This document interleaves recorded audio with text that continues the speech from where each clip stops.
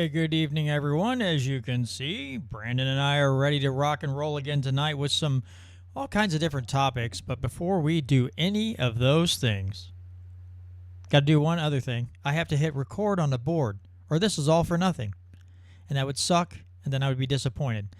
I could salvage it, but, I give myself enough headaches as it is. I don't need to add to the calculation. So let me fire up the recording, and then we shall proceed with the Freedom Talk.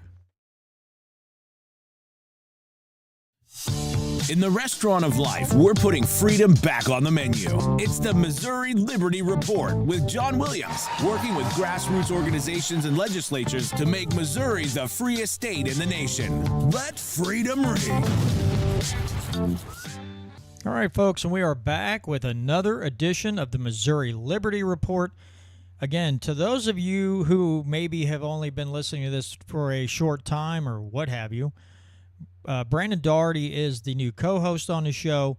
It adds a nice touch, and when I'm having weeks like I'm having this week, where I am just dog tired every freaking day when I get home, it's nice to have somebody there who can kind of say, "Hey, old man, wake up." Got to treat me like Joe Biden almost, and be like, "Come on, old man, wake up, and don't poop your pants, and don't fall down any steps."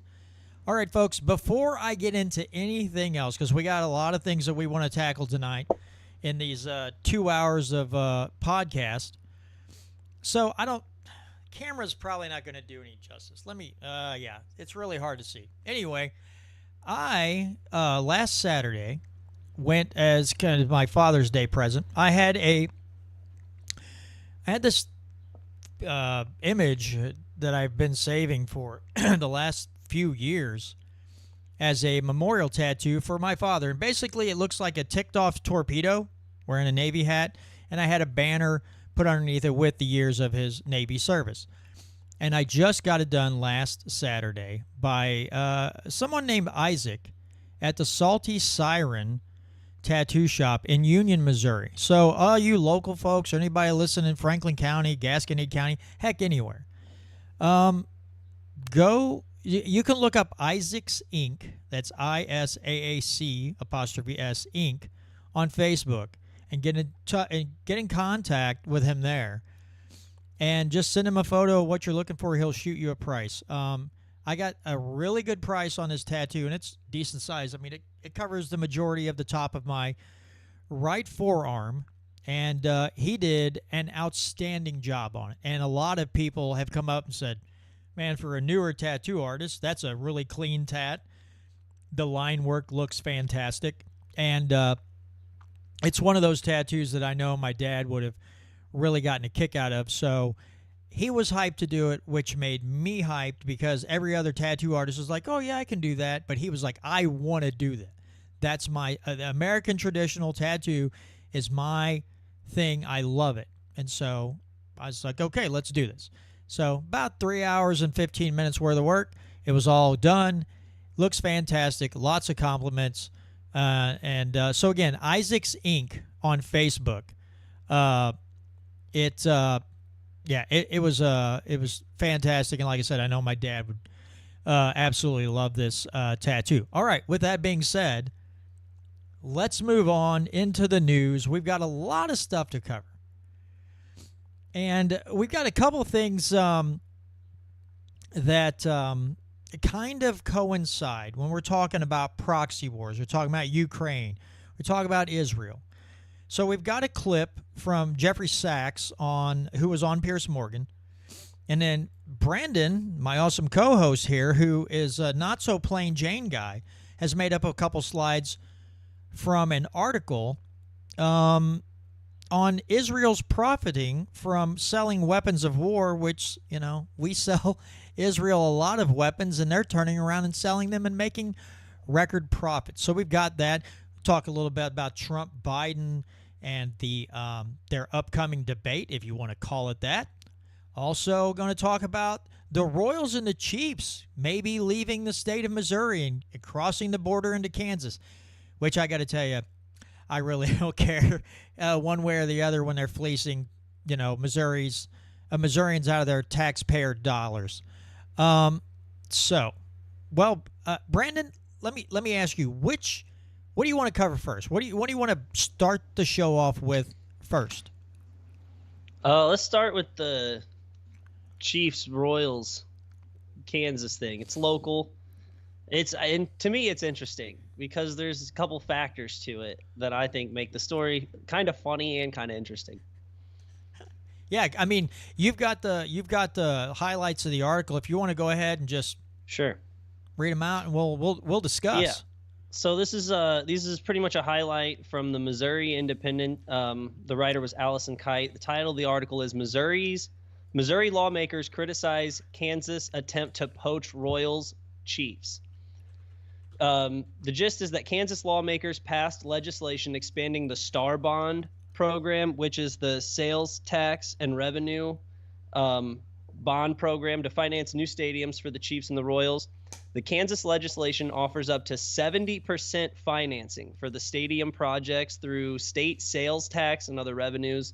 The offer is valid for NFL or MLB teams in neighboring states and remains open for a year. So I guess that also would technically cover the Rockies. The move is followed by a rejected tax extension in Jackson County, Missouri, which is intended for stadium financing. Missouri legislators expressed urgency in developing a counterproposal to keep those teams in Missouri. And Missouri officials were criticizing the Kansas legislators' attempt to lure the Chiefs and the Royals across state lines. The Missouri lawmakers viewed this as Kansas violating like a previous truce on business incentives, because I guess in the past there was a big incentives war that didn't really lead to new jobs. It just led to businesses not paying taxes. And so it was kind of just like hurting the local areas on both sides. So they kind of came to like this truce where they weren't going to do that as much. But then I guess when Kansas offered to pay for 70% of the stadium for the Chiefs and the Royals, it kind of went against that truce they had. So the Kansas governor, Laura Kelly, disagreed, stating that the truce did not cover sports teams. There was one Missouri senator, Denny Hoskins, who opposed it, who kind of opposed the taxpayer-funded stadium subsidies. He said, quote, "We want to keep the Chiefs and Royals in the state of Missouri, but we can't saddle taxpayers with billions of dollars in debt to help finance stadiums." He went on to say, "Missouri taxpayers shouldn't be on the hook for financing stadiums for billion-dollar corporations and multi-million-dollar athletes. It's hard enough being a Missourian right now to just keep your own money, just trying to keep your money in your own pocket, let alone financing stadiums for $1 billion industry." And I would say on this particular topic, I would really side with Senator Hoskins on this, because the Rams left and people were upset, and I was like, bye. We lost the St. Louis Cardinals football team years ago. Bye. Again, I've stated this many times. I'm a huge hockey fan. But if the Blues were to say we want X amount of tax dollars, taxpayer dollars, or we're leaving, my words to them, well, bye. I like hockey. I enjoy watching it live. I think it's the most fun sport to watch live. But now technically I don't live in St. Louis County, so more than likely none of my quote unquote tax dollars wouldn't be going to that. But doesn't mean that I necessarily want it to, I don't necessarily want to see St. Louisans tax dollars thrown at a sports team to keep them in town. Listen, there are sports that I enjoy sometimes viewing, especially if I get to go watch them live.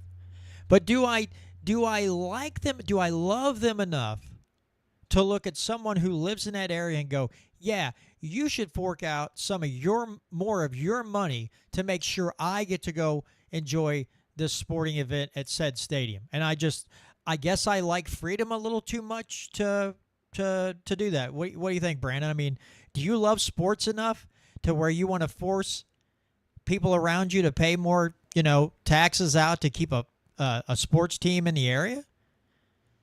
Well, it's kind of like whenever you incentivize any business to come into your area with tax incentives, it ends up just being a burden on the small businesses, because in some particular instances it's competition with what they're doing, and then they'll bring, like, so since this large corporation's getting a bunch of tax incentives either through actual grants or through not having to pay taxes, they can afford to pay their employees more. So then small businesses then have to compete with those wages on top of already competing with the product that they brought in.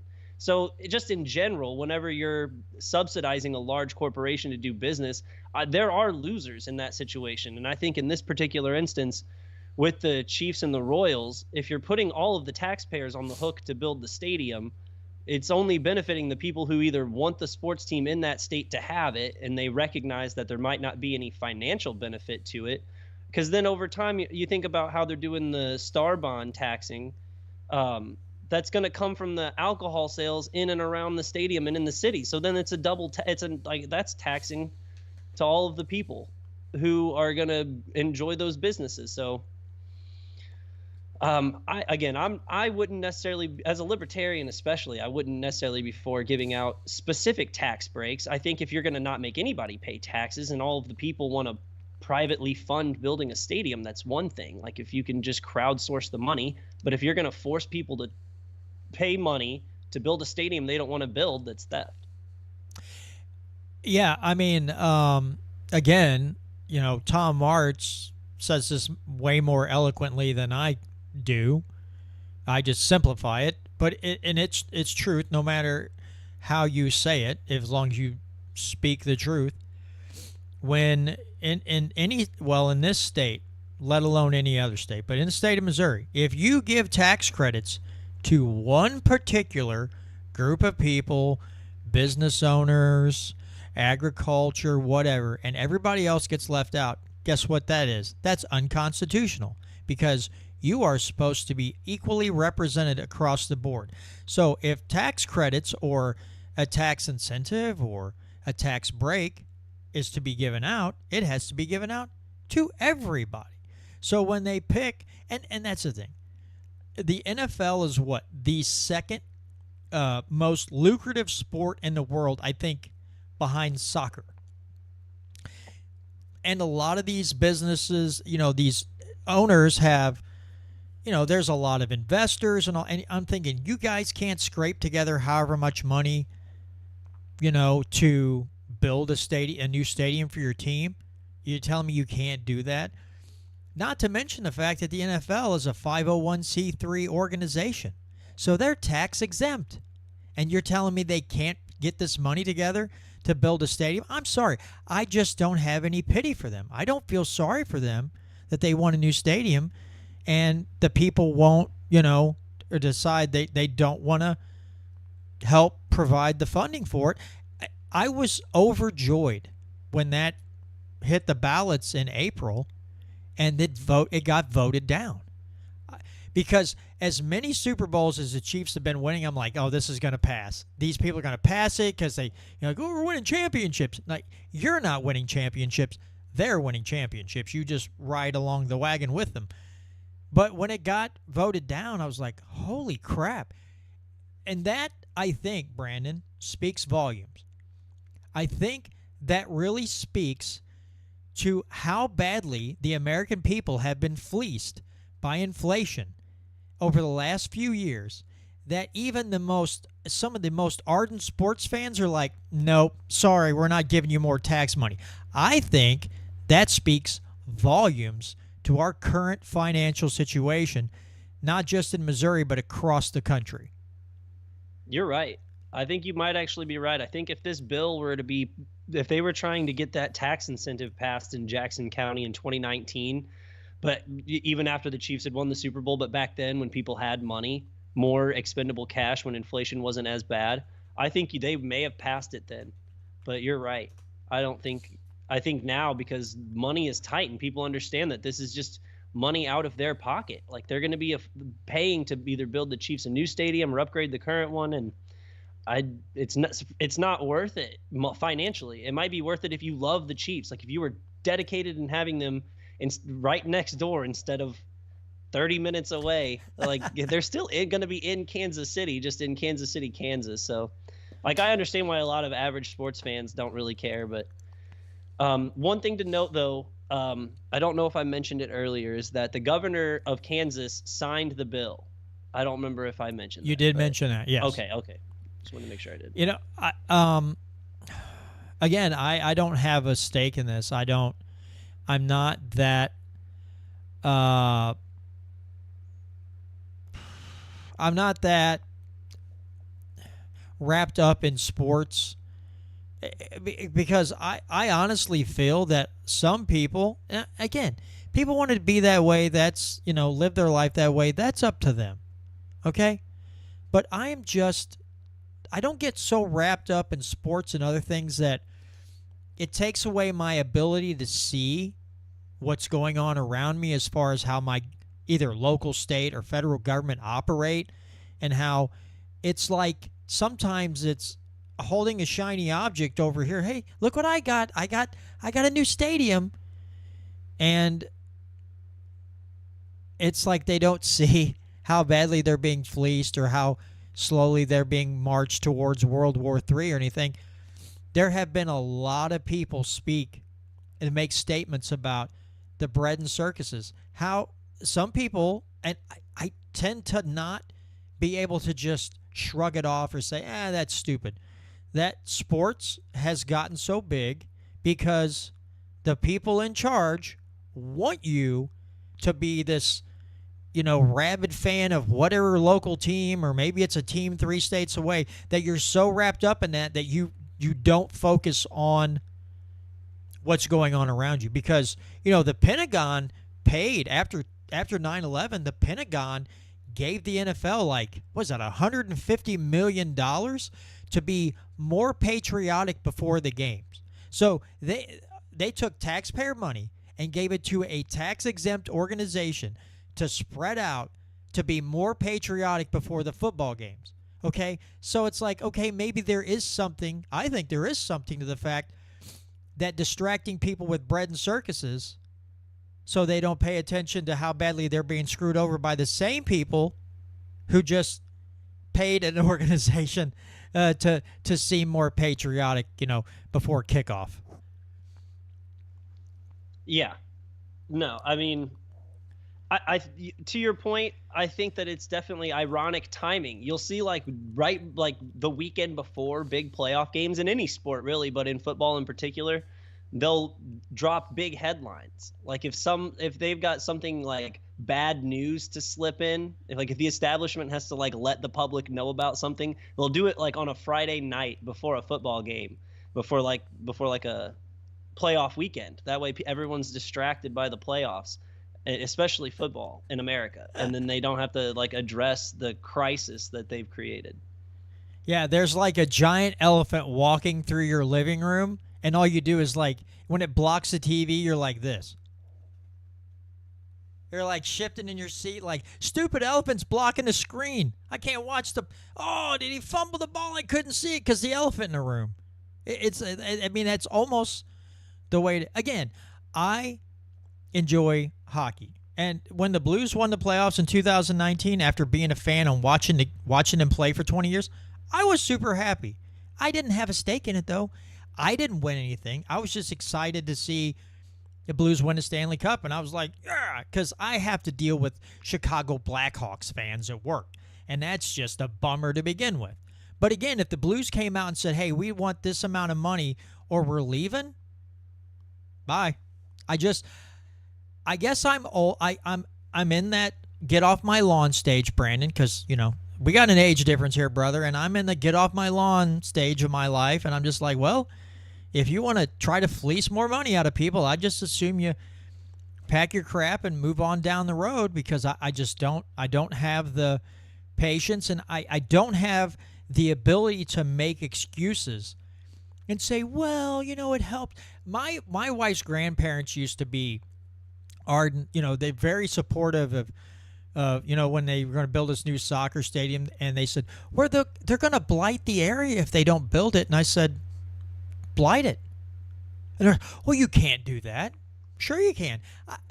And the way I tried to lay it out to them, of course, they were in their late 70s, early 80s. They didn't have any interest in what anything I had to say about it, but I still said it. I just said, don't you think it's an insult that these people get put on the hook for paying for the stadium, and then, their tax dollars and stuff are going to this. And I said, then they have to turn around and buy tickets to a stadium for a team that they had to help to pay for to build. I said, the least you could do is give them free tickets. And I said, they don't even do that. So you have to pay for the stadium, and then you have to pay to enter the stadium that you paid for to watch the team play. That's just an insult. That's crap. Well, especially because a lot of the money now, like maybe not back in the day, but now a lot of that money comes from TV anyway. Almost all of the money comes from TV contracts. So the fact that you're paying to build your favorite team at Giant Stadium, and then paying, like, the soccer games are super expensive to get into. Stadium's beautiful. Been in there. I was in the fan section for one of the games last year. It was a riot. It's a good time, good way to spend a Saturday. But if you're paying, to build the stadium, and then you're paying $100 to get in, and then $15 a drink, they kind of did fleece you a little bit. Some people want to be fleeced, and that's like I said, it would be okay if you had to crowdsource the money from your city. Like if you had to just come up with a private, like a GoFundMe for the Chiefs or St. Louis City, and people could fund it and afford to build a stadium. That would be amazing. That would be awesome, and I think that would be really cool. But if you're taxing the people to build it, especially from people who don't want to build that stadium, like we said earlier, that's just not. That should be illegal. Should be theft. Absolutely. So we got to get into this. What do you want to play first? Do you want to talk about the Israel thing, or do you want me to play the 5-minute something clip from the Piers Morgan and Jeffrey Sachs talk? Which one do you want to do first? Let's jump into the Israel one. Let's play the video from Jeffrey Sachs, and then we'll go into the article, and I'll go on a rant. Let me pull up that audio. Like I said, it's going to be through my phone so everybody can hear it. Let me turn up the volume here, and hopefully I don't blow everybody out here. Reliant on accepting Putin's worldview rather than perhaps the stark reality of the barbarism with which he's executed this war. Yeah, maybe because I know too much about the United States, because the first war in Europe after World War II was the U.S. bombing of Belgrade for 78 days to change borders of a European state. The idea was to break Serbia, to create Kosovo as an enclave, and then to install Bondesteel, which is the largest NATO base in the Balkans, in the Southwest Balkans. So the U.S. started this under Clinton, that we will break the borders, we will illegally bomb another country. We didn't have any UN authority. This was a, quote, NATO mission to do that.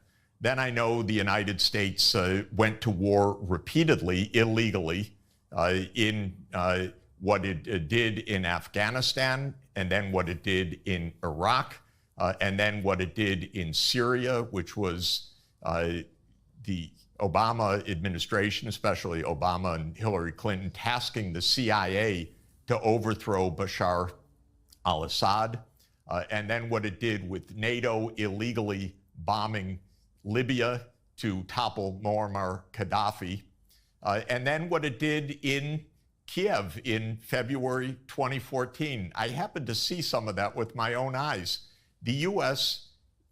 overthrew Yanukovych together with right-wing Ukrainian military forces. We overthrew a president.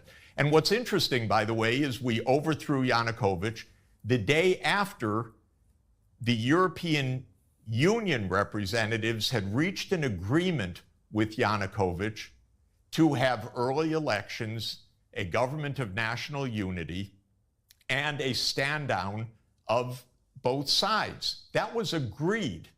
the next thing that happens is the opposition, quote unquote, says we don't agree. They stormed the government buildings and they deposed Yanukovych. And within hours, the United States says, yes, we support the new government. It didn't say, oh, we had an agreement. That's unconstitutional what you did. So we overthrew a government, contrary to a promise that the European Union had made. And by the way, Russia, the United States, and the EU were parties to that agreement. And the United States, an hour afterwards, backed the coup. Okay, so everyone's got a little bit to answer for. In 2015, the Russians did not say, we want the Donbass back. They said peace should come through negotiations, and negotiations between the ethnic Russians in the east of Ukraine and this new regime in Kiev led to the Minsk II agreement. The Minsk II agreement was voted by the UN Security Council unanimously. It was signed by the government of Ukraine. It was guaranteed explicitly by Germany and France. And you know what? And it's been explained to me in person. It was laughed at inside the US government. This is after the UN Security Council unanimously accepted it. The Ukrainians said, we don't want to give autonomy to the region. Oh, but that's part of the treaty. The US told them, don't worry about it. Angela Merkel explained in Die Zeit, in a notorious interview after the 2022 escalation, she said, oh, you know, we knew that Minsk II was just a holding pattern to give Ukraine time to build its strength. No, Minsk II was a UN Security Council unanimously adopted treaty that was supposed to end the war. So when it comes to who's trustworthy, who to believe, and so forth, I guess my problem, Piers, is I know the United States government. I know it very well. I don't trust them for a moment. I want these two sides actually to sit down in front of the whole world and say, these are the terms. Then the world can judge, because we could get on paper clearly for both sides of the world, we're not going to overthrow governments anymore, the United States needs to say. We accept this agreement, the United States needs to say. Russia needs to say we're not stepping 1 foot farther than whatever the boundary is actually reached. And NATO's not going to enlarge. And let's put it for the whole world to see. You know, once in a while, treaties actually hold. Okay, well, I have one starting statement. Because there's another, so there's a Jeffrey Sachs was recently on Tucker Carlson's podcast talking about, you know, a lot of this stuff. The thing he keeps coming back to is it's a UN treaty, and I just don't hold much faith with the United Nations either. I wish we could get out of the UN. I wish we'd get out of NATO, and all these things, because I mean, NATO or the UN can tell us not to do something. You know, again, invading Iraq and Afghanistan, they're like, we don't like it. And we're like, well, tough cookie, we're doing it anyway. Okay, why are we a part of that organization? Why are we one of the biggest funders to the UN? Why are we about the biggest funder to NATO? And then we get we create these situations. We drag NATO in with us, or NATO does something stupid and drags us in with them. And it's like, why do we keep, again, he's right on all this stuff. He's accurate. He's factual and all this stuff. But to give too much credence to the United Nations and their treaties, I think that's a little naive. I think we should just say, hey, without the guidance of the United Nations or NATO, we as we're supposed to be sovereign, free citizens of a country, should be able to tell our government, hey, jackwagons, how about you don't fight any more proxy wars, don't fund proxy wars, and how about we just mind our own business for a change? That would be great. We all agree. Stop sending our kids over to die needlessly in some crap country because you think they have resources that you might like to steal later. So, couple things to comment on that. The first one is that with NATO is basically an expansion of the United States military. That's why it's mostly funded by the United States. That's why when NATO goes into a project, it's mostly led by U.S. troops. It's not like the Libya thing that was a NATO, and that was not NATO. That was Barack Obama and Hillary Clinton basically Hillary Clinton by herself deciding that she wanted to go and destroy Libya so she could have a big win to campaign on after Barack Obama left office. So, NATO is basically a branch of the American military. It's just just another name for what we do overseas to give us more agency, more cover. But it basically is the American military. With the United Nations, I will say that, first of all, I'm glad that they don't have any sort of military authority. Like, I appreciate the fact that a world governing body doesn't have that kind of power. But I think it's interesting that when the United Nations votes on something, it's more symbolic than anything of how a region or how a country feels on it. So, like, when they vote against a peace plan or for a peace plan, I think it's more of like this is the way our people and our country feels about it. So, I mean, I don't like it. I don't like that we fund it. I think it's stupid, but I understand the concept behind it. I understand why you would convene to talk about these things as like a representative of the world. But at the same time, I don't know if you remember on the first time I came on your show, the very first time, I basically said that whole thing about it's a slightly more detailed version of of the Ukrainians, how the United States government and now she lost her job. I'm gonna kill myself for not remember her name. Victoria Nuland. Victoria Nuland was like a big key player in all of this, and so yeah, she helped overthrow the Ukrainian government back in 2014. And then I brought up the Minsk Accords, how Russia, they needed Crimea because there's a lot of military resources there, and the people are like speak Russian and voted to be part of Russia. And so Crimea going back to Russia makes sense, but they didn't want the Donbass region because they could have just went in and took it then, and they didn't. They wanted a peace agreement. They came up with the Minsk Accords to keep Ukraine neutral, to keep NATO bases out of Ukraine. And Zelensky kept just taking weapons from the West and bombing his own people, and here we are. Yeah, he shelled the heck out of the Donbass. I mean, he was doing that well before this even started. He had been shelling the Donbass region for quite a while before Russia finally said, all right, we've had enough of this. I mean, you're trying to bring the Ukraine into NATO. That's our 2,100-mile border, basically. You're surrounding us on all fronts, and we don't like this. And again, I don't agree with invading another country, but for leaders in this country, I shouldn't call them leaders because that's really too much praise for these morons, these war hawks and neocons. But the so-called leaders of this country and a lot of others who had the audacity to go, we don't understand what Putin, why did he do this? This unnecessary invasion of Ukraine. Well, again, Putin laid it out in black and white. He asked to be in NATO, and they're like, nah, I don't think so. And he point blank said, you bring Ukraine in, that's our red line. And what did we do? Not only did we step over that red line, we took and we ran backwards about 30, 40 feet, ran full speed, and jumped over that line like we dare you. And a lot of times our American military acts like bullies. And, again, the idiot brigade that gets out there and starts talking about spreading democracy, which is just an oxymoron. You don't spread democracy by force. That's just hypocrisy.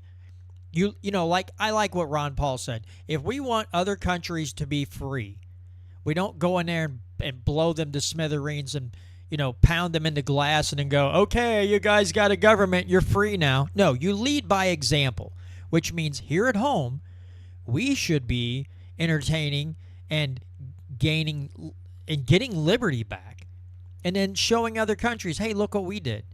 And then, sure, you can guide them. You can have talks with them, peaceful negotiations, say, hey, this is how we did this.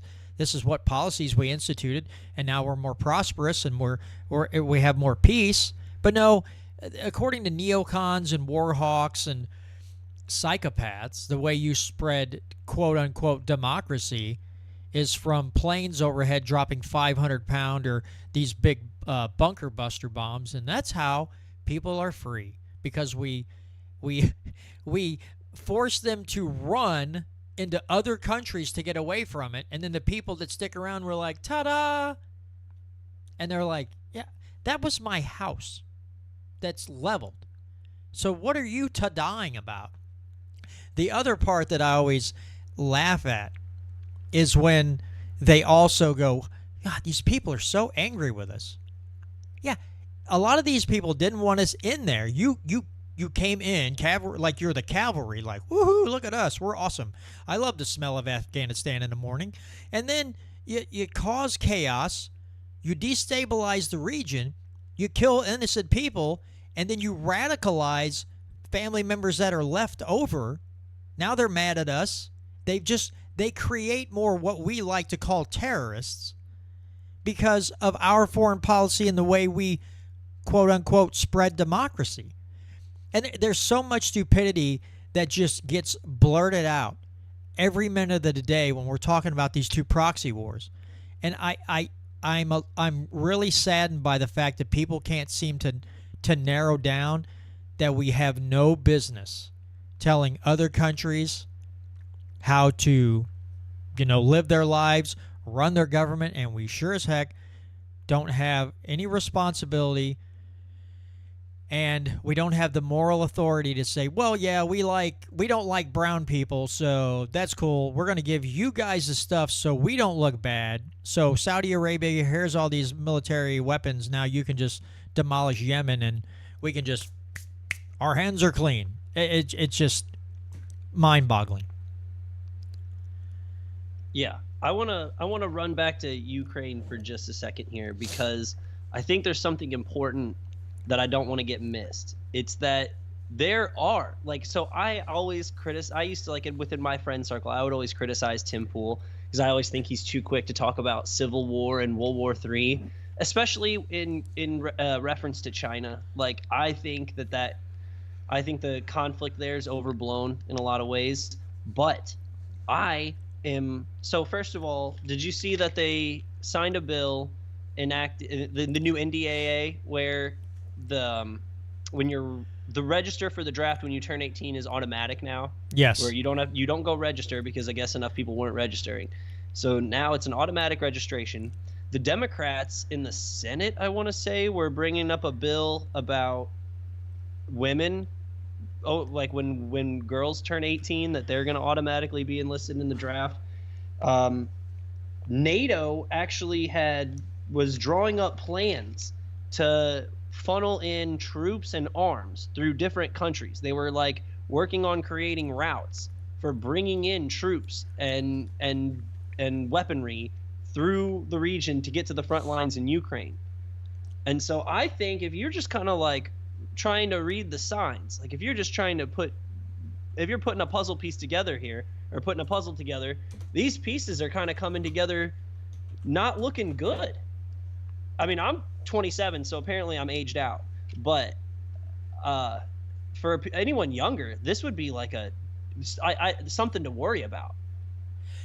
No, you're right. And I had also thought of that too, as again, a week or two ago, Ukraine was bragging that they, U.S. made missiles hit Russian satellite dishes, which is their, early warning system that was pointed at the Mediterranean, incoming nuclear missiles. They took that out. And that's just a slow escalation. And they just keep wanting to, they seem to keep wanting to push the boundary. And everything that's going on in Israel and between Israel and Gaza, and this whole thing in the Ukraine, and we still have people hell bent on wanting to invade Iran and go after Iran. it seems like no matter what happens, with this new part of the NDAA saying, well, if you're between 18 and 26, you're automatically, registered with a selective service. It's like you look at that and you think, God, they just seem like they really, really want to send America's women, men and women, to the front lines, and they're just hell-bent on a world war. It just seems that it's like that's what their sights are on. It doesn't matter what's happening. But when, like, I completely agree with you, Brandon.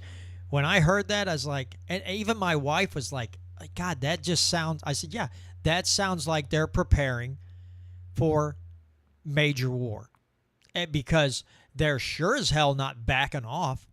They're not saying, okay, I think the Ukrainians have been creamed enough. Maybe we just need to try to start negotiations here for a peace deal. No, there is no, they're going to win. They're going to win. We're getting closer. No, they're not getting closer. They're getting the, I mean, when you have to basically pull people off the street and shove them into a van and then drive them to the front and go, here's your gun, start fighting, that's not winning. That's losing badly. And so it's like this, the Defense Department and these idiots at the Pentagon and these war hawks and these war criminals have to save face. So if that means sending our kids out as cannon fodder, oh well, sucks to be them. Because I'll be across the ocean over here in the United States making decisions that affect your kids' lives, but at least no one's shooting at me. I don't like it. Oh, no. So this is a little bit of a shout out to David. I don't know if he's I can't see if he's in the live chats or not. Or I haven't seen him yet.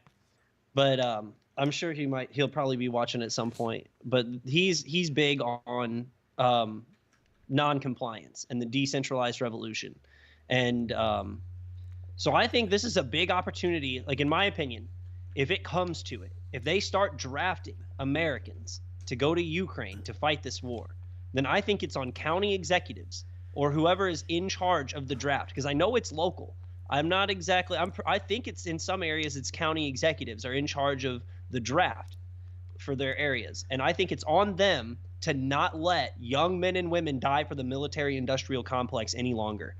If that is what they're going to do, if they're going to draft us into this war, then I think that it is on the county executives and all of those across the country to not allow our young men and women to die for the rich, for the bankers, and for the military-industrial complex.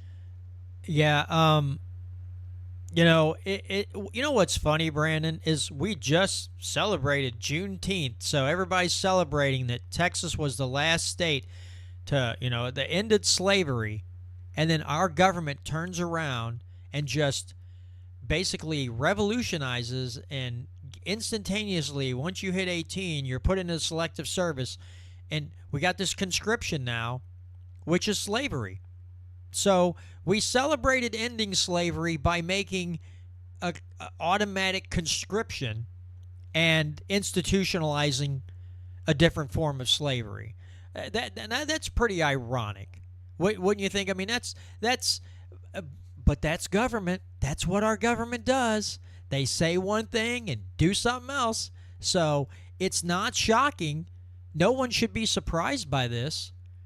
But it is rather ironic that we celebrate the ending of slavery by institutionalizing a different form of it. Absolutely. So you want to get into this clip here on if you want to lead up to this, these two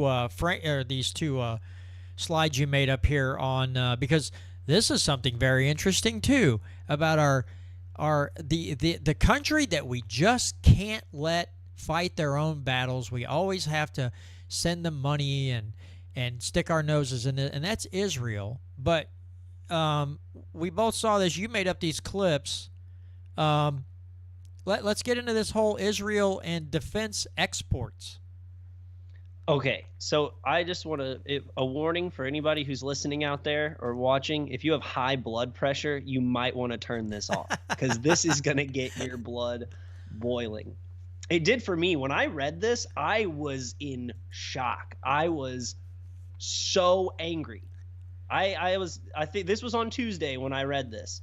And I remember because I was getting ready to go to Styx and Foreigner at Maryland Heights. And I was so mad that I forgot I was going to a concert. I would had to save this, write this down. I was angry. So if you can, do you put it up on your side? Yep, I've got it up on the screen for everybody to see. And this is slide 5, so it's up there.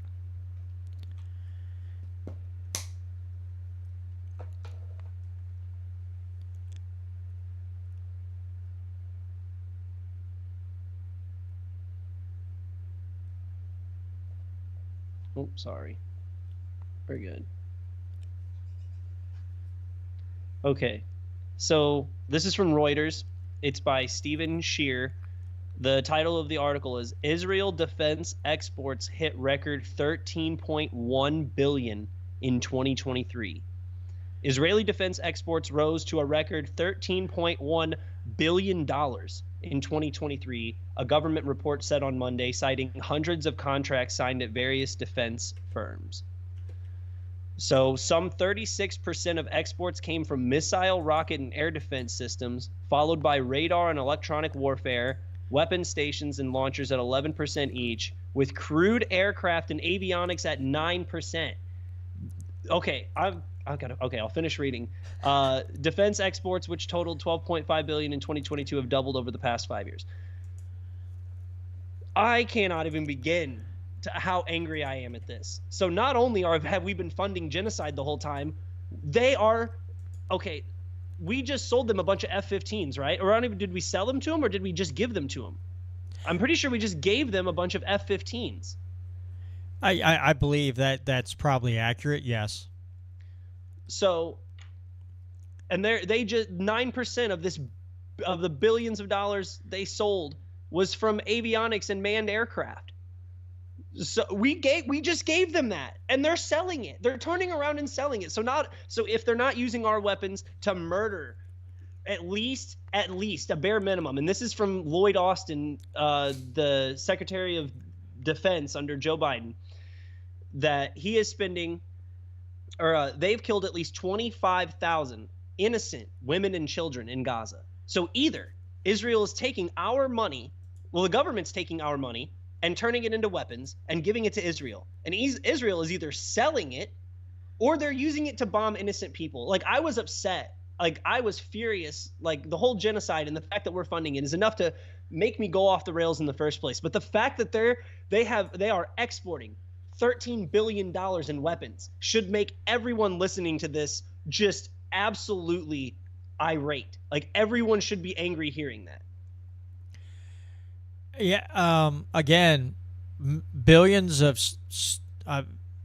dollars of stolen money. People don't like it when you say that, but if it's taxation, 9 times out of 10, it's stolen money.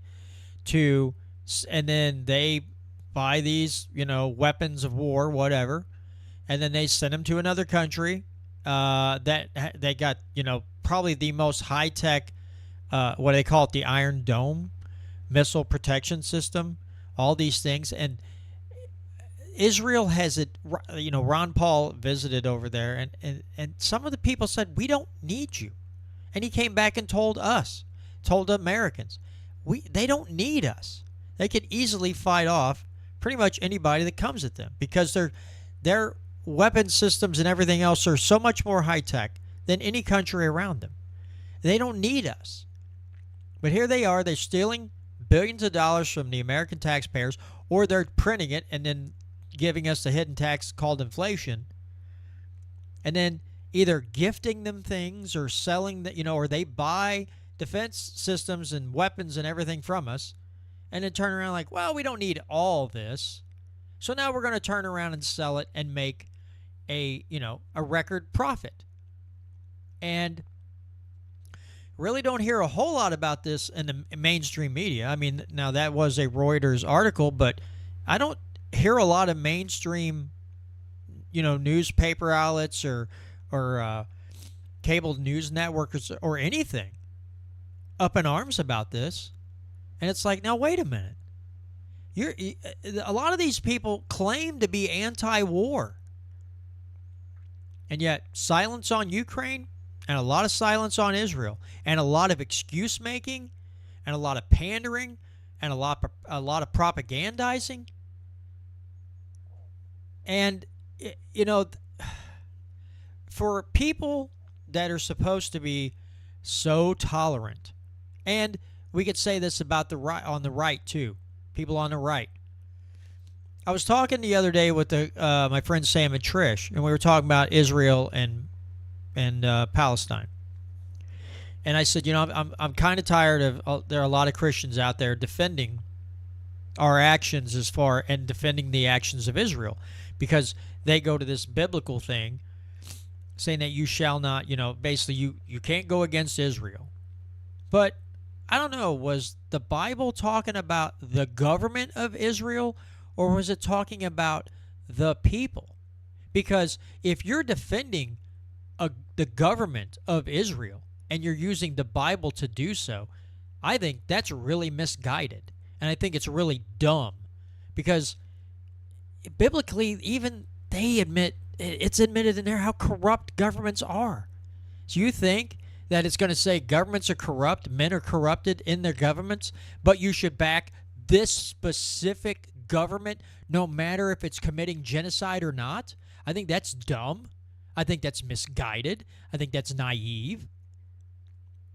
But on both sides of the aisle, there are a whole lot of people who are just like, well, you know, again, you can't make an omelet without breaking a few eggs.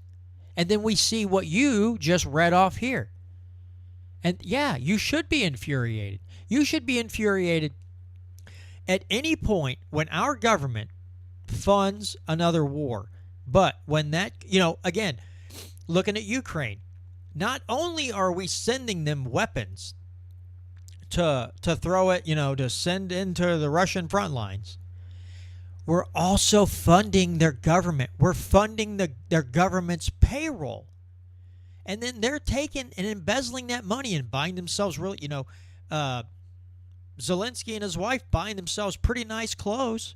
It's clear that they're embezzling some of this money and using it for their own personal gains. And we're all just supposed to say, well, you know, it's war, and war is hell.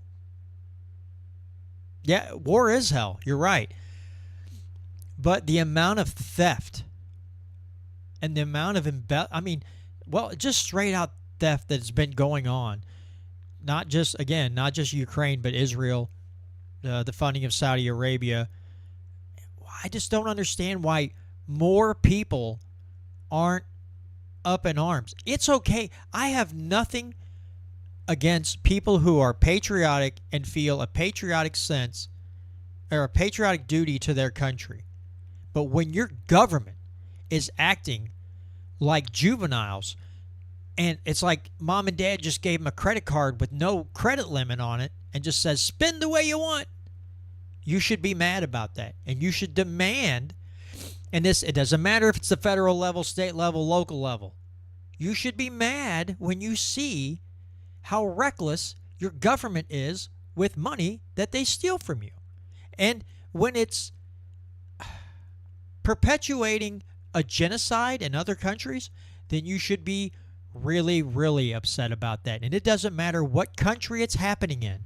It doesn't matter if it's Israel, Ukraine, Yemen, Saudi, or Lebanon. You should be upset. And the thing about Lebanon is, yeah, we took out Muammar Gaddafi, and that country is 1,000,000 times more destabilized than it was with Gaddafi. Gaddafi wasn't a great guy, but he kept things in check. And that country is a crap hole now.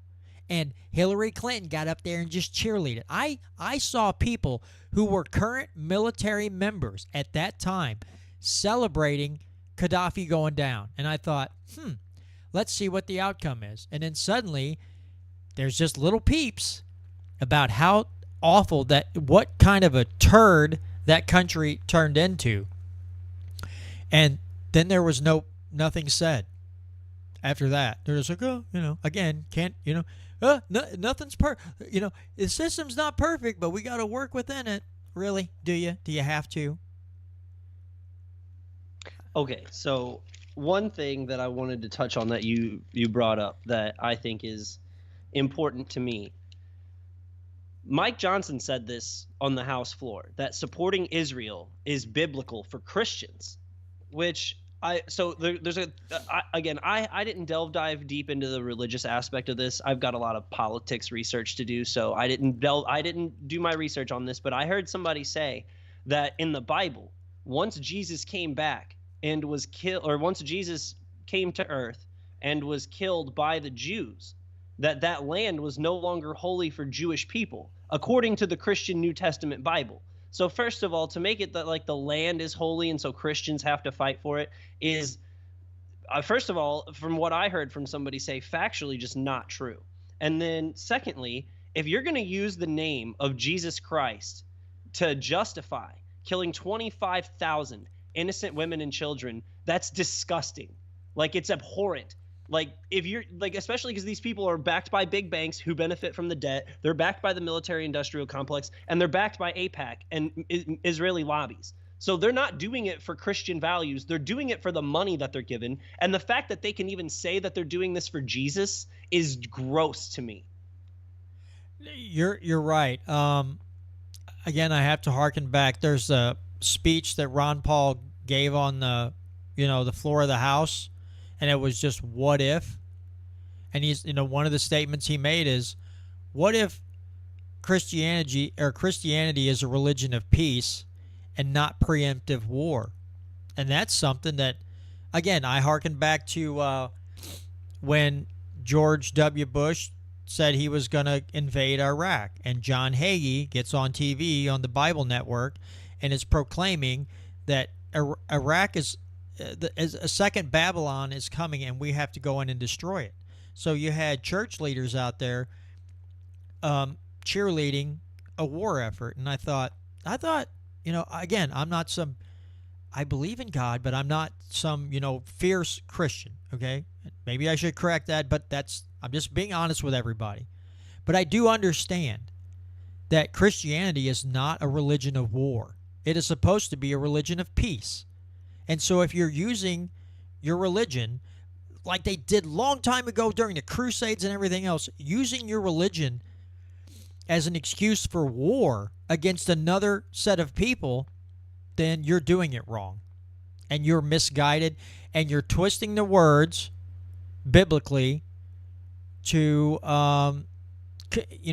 contort it to the agenda that you want to foment. And that is a war or an action based on a lie. So instantly it is anti-biblical. It's no longer biblical if you're going to distort Scripture to twist it and cheerlead an action that probably killed millions of people in Iraq and Afghanistan by displacing them and them starving to death or whatever. I don't know what religion you're practicing, but it's not Christianity. Exactly. And then another thing I want to note, because you brought up Libya, something I found out is that through released Clinton emails, through and again, I didn't deep dive into the research, so this is just something I saw earlier this week, is that Muammar Gaddafi was actually trying to set up an African coin, and he was going to back it with gold, and that's why he was killed. That's what was released by like these Clinton emails, is that Muammar Gaddafi was getting ready to go against the dollar with an African-backed coin, and that's why they had him killed. So someone was in the Rumble live chat, and I don't think they're there anymore, but sorry, I'm trying not to blow a head gasket here, so give me a moment. Someone in the live chat on Rumble says, don't care if they profit if it means less Islam. Level all of them. Well, that's just racism and bigotry right there. There are billions of Muslims in the world, and there's and actually I don't know if it was the CIA or some sort of government agency. They did a study. They backed a study that to look at every incidence of terrorism that's ever occurred, especially suicide bombings. They looked up every instance of suicide bombings and found that most of the time that when the people who commit suicide bombings are actually not even that religious, and that almost every single time it's motivated by somebody who's had their land invaded. So it's done by somebody on their own home country against a group of people who are occupying their land. So even when the people of like Saudi Arabia, so I'm sure everybody by now knows that like 15 of the 19 hijackers on 9/11, they were Saudi Arabian. They did it because the United States has military bases, a bunch of military bases in this was in that Osama bin Laden's letter to America that the Guardian put up and then took down. That the suicide bombings, they only happen in like this. The Saudi Arabians, they committed 9/11 because Saudi Arabia had been invaded by American military bases in their holiest lands, and that's why they did it, or at least that's part of the reason they did it, and that's what they said. But that is true about most terrorism throughout all of history, is that it's not done by religious fanatics for a religious reason. It's done by people who've had their land taken, who've had their freedoms taken, and this is like their desperate attempt to fight back. Yeah, and this doesn't need to be said, but I'm going to say it anyway because you know how people are. This isn't either. I think I'm speaking for you as well, Brandon. This isn't our way of saying, well, you know, they have a right to sue. No, we don't. We're kind of anti-death here. I want people to be free. I don't want people to be free by force, by us selling weapons to another country, them indiscriminately, we say that again, indiscriminately blowing up, just tearing up Jake and then saying, ta-da, again, we spread we spread freedom dust everywhere. Don't you appreciate us? Like, dude, you just leveled, 30 city blocks. Yeah, but that's freedom, baby. This level them all attitude, again, blowback means something. If that is the attitude, and I believe this is the attitude of a lot of war hawks, kill them all, let God sort them out type of mentality, and then to have the audacity to turn around and be surprised if there's an attack on our soil is stupid. It is hypocritical, very hypocritical for us as a nation, and people got to get their heads wrapped around this mucho pronto, is to say, well, it's fine if we do it in another country because we're a moral nation. So it's cool if we do it to them. They just can't do it to us. That's really stupid too. You should really take a step back, think about what you just said, and rethink your whole life. If you think it would just, Brandon, it would be the same as me as if I went, I'm a resident of Missouri. I'm a citizen of Missouri, and I go 2 states over because I don't like the way they, I don't like the laws in Colorado. I hate their laws. I think they're too liberal, and so I just go over there and I just tear a bunch of stuff up. And I say, well, I'm doing it. I was doing this to make them more free. No one is going to say that's okay. No one is going to come to my, well, there's probably a few psychos out there, but normal people are not going to say, John, I applaud you, sir. I applaud your actions. I will pay for your legal defense to help keep you out of prison. No one's going to do that. I will be attacked by every media outlet and every normie out there. But when it's in and see, that's what that's saying, that hard times create hard men create easy times create soft men. We've had it too easy, and this stuff that we're doing in other countries, besides monetarily, really hasn't come back and hit us hard. It very well could. And then people that are just cheerleaders for the military-industrial complex have a lot of soul searching to do. And there has to be a reckoning at some point where you come to an understanding that just because it happens in another country and we're doing it doesn't make it okay.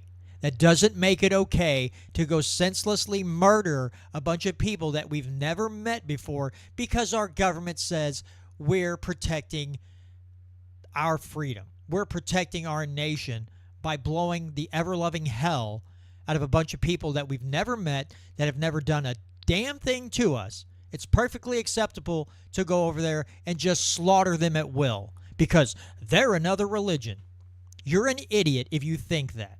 And you're a monster if you believe that. And I don't care. I don't care if people think that I'm some kind of apologist for some terrorist, because I'm not. I don't like terrorists. I think that's stupid too. I don't like Putin. I don't think he's a great guy. I sure as hell don't like Zelensky. I wasn't a fan of, Osama bin Laden or Saddam Hussein or Muammar Gaddafi. Not a fan of any of those guys because they wouldn't know freedom if it hit them in the face.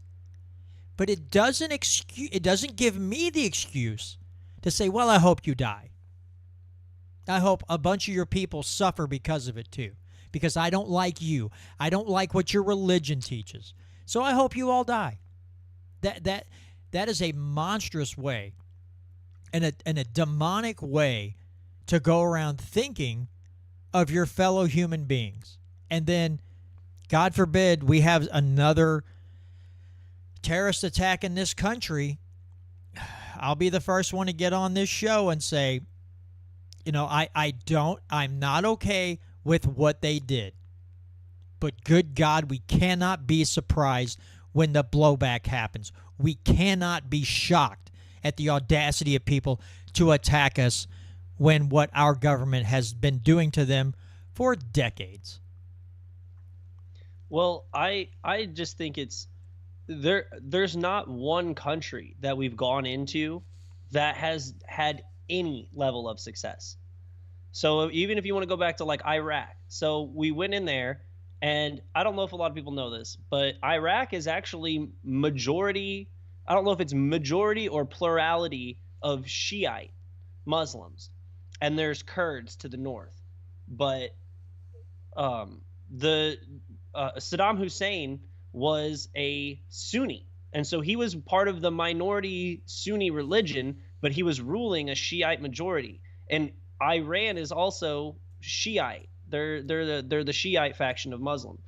And when we invaded Iraq and toppled Saddam Hussein, a Shiite-friendly government came into power, one that wanted nothing to do with the United States. So they kept fighting us and slowly kept trying to kick us out.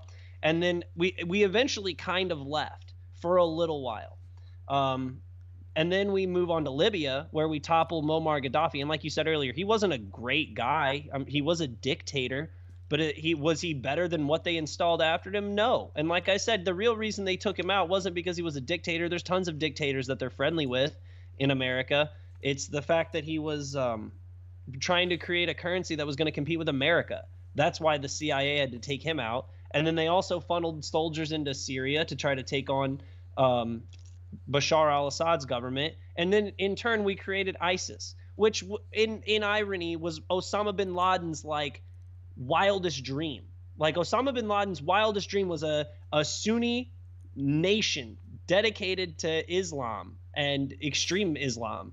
And it got created because of America.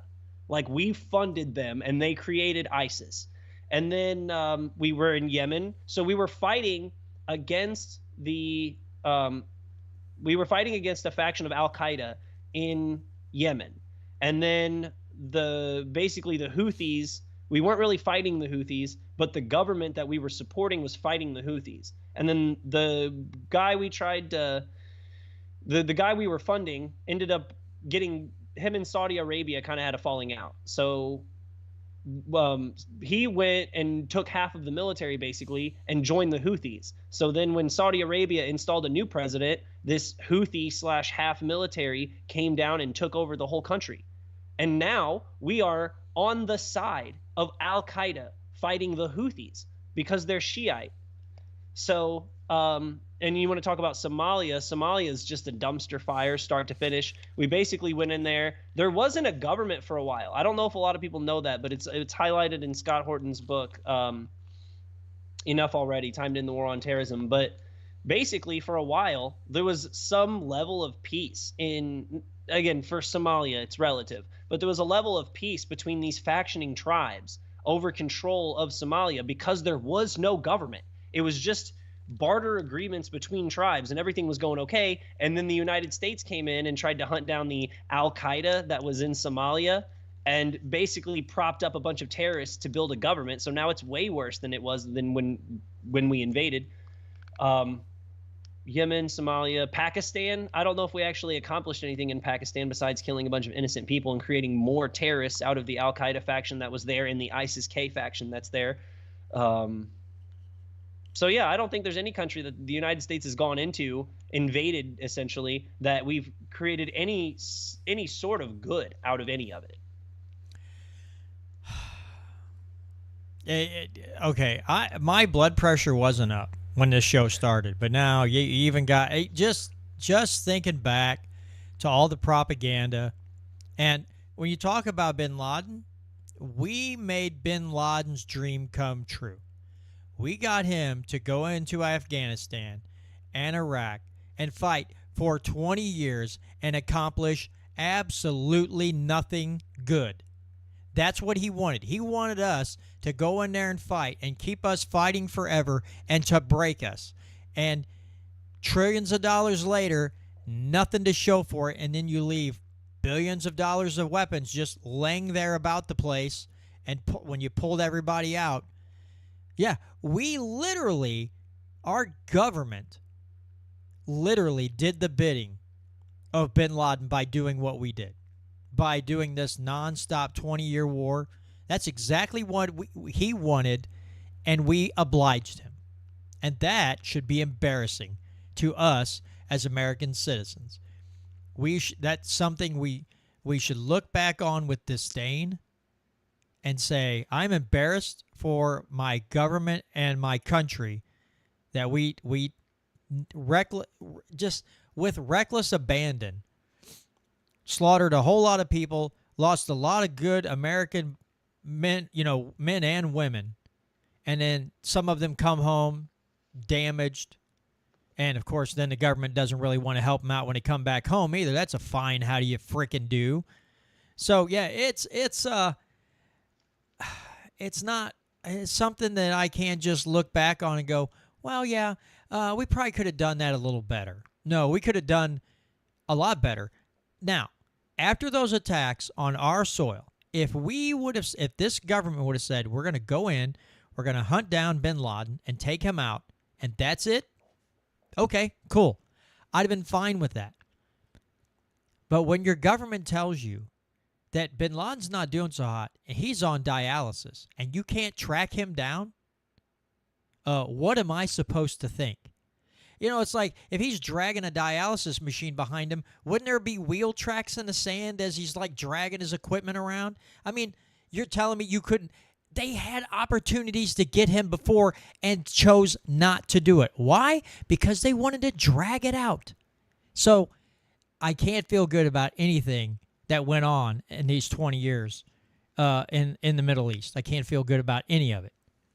So apparently Donald Rumsfeld was quoted as to saying they said they couldn't kill Bin Laden because it would feel like we'd won the war and we wouldn't be able to accomplish any of our other military objectives. And then also the United States, it should have been easy to figure out where Osama bin Laden was at. Like we should have known he wasn't in the caves in Afghanistan because we let him escape into Pakistan during Tora Bora through the Khyber Pass. That's clear. That's where he went. He went into Pakistan. We all knew it.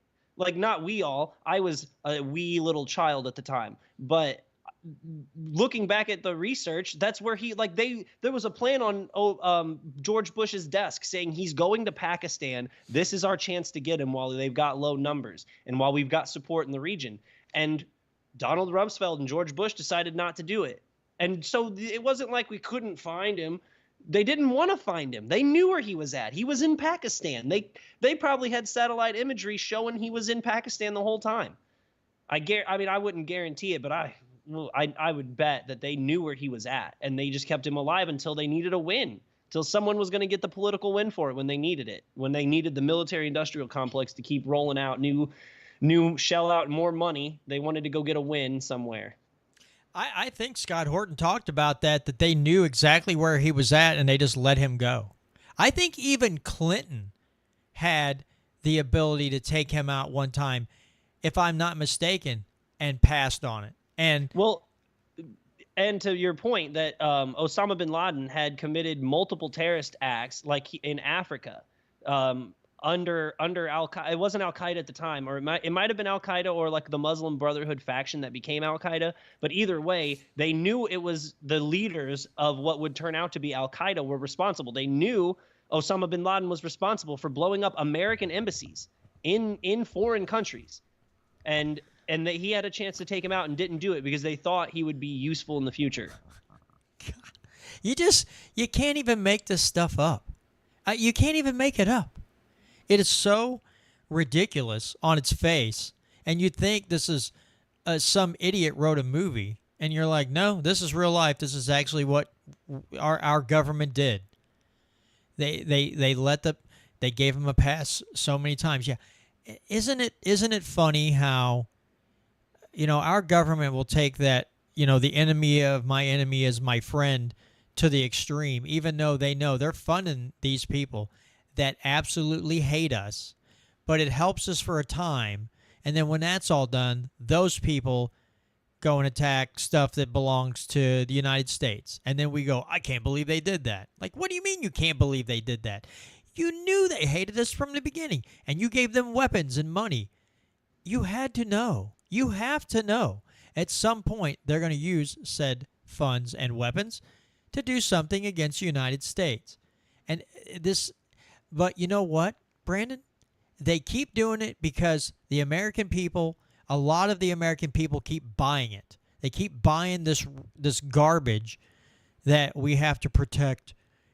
We're fighting them over there so that we don't have to fight them over here. That it's stupidity like that, and people keep falling for it. And it's like, why are you? Again, we went in and fought Saddam. Took out Saddam Hussein supposedly, even though apparently his wife, after was shown the body of Saddam Hussein, said that's not my husband. That's beside the point.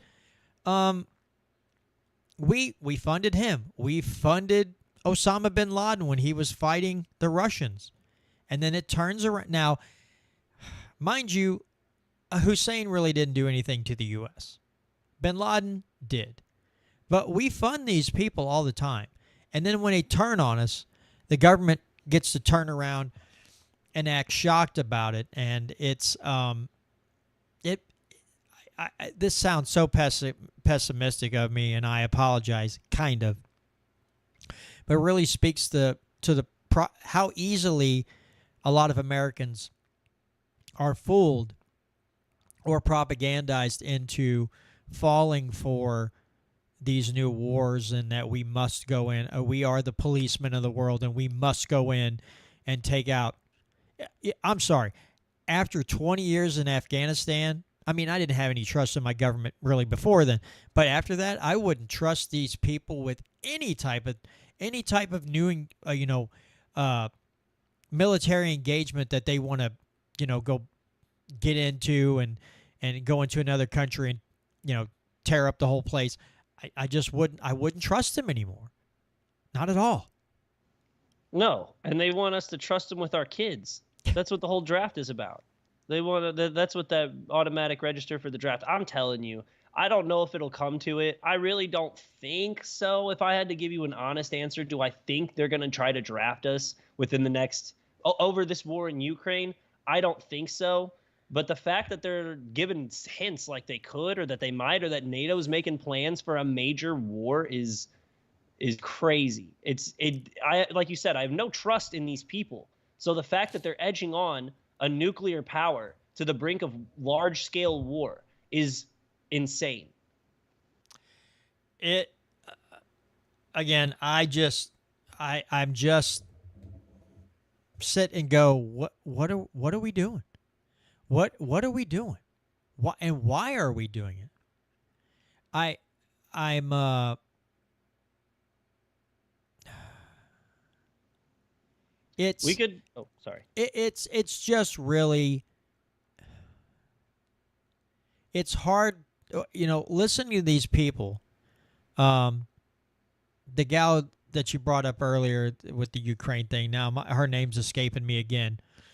Victoria Nuland. Yeah, people like Victoria Nuland, Mitt Romney, Rumsfeld. Anytime you say these people's names, I just want to throw up on my shoes. They're disgusting, vile individuals. And you can't have, and don't get me wrong, we're not a free people right now. We're not truly free. I get that.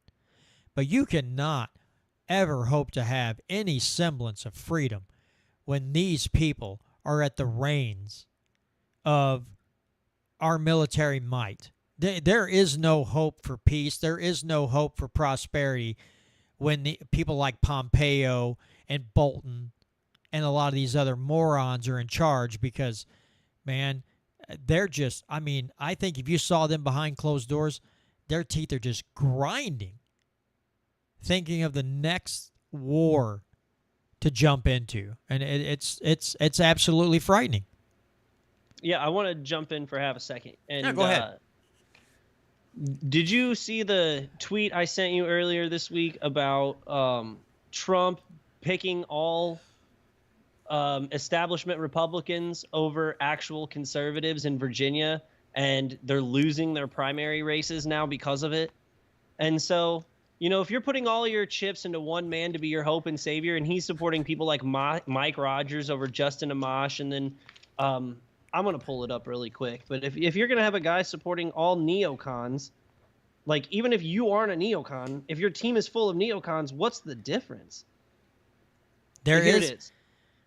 Here it is. Trump endorsed all rhinos in Virginia. This is from Matt Strickland. I'm not certain who that is. But he said Trump endorsed all rhinos in Virginia. All rhinos. He endorsed the opponent of the chairman of the Freedom Caucus, Rep. Bob Good, and Good is losing because of it. He endorsed Rep. Jen Kiggins, who voted every time to fund Ukraine before our border, and she voted for McCarthy and Johnson. And so if you're relying on Donald Trump, who put Mike Pompeo as his Secretary of State, who put Rex Tillerson as his Secretary of State, who put John Bolton as his chief senior advisor to on foreign policy, like, if this is your guy who's continually, it's not that he did these things in the past. Like, it's understandable. Like, I heard somebody, like a person I know, was giving Donald Trump crap because he had a bunch of cabinet positions, like a bunch of cabinet people leave while he was president compared to Joe Biden. But that, like, you should, like, if you have got swamp creatures in your cabinet, you should want them out. Like, you should be getting them to leave.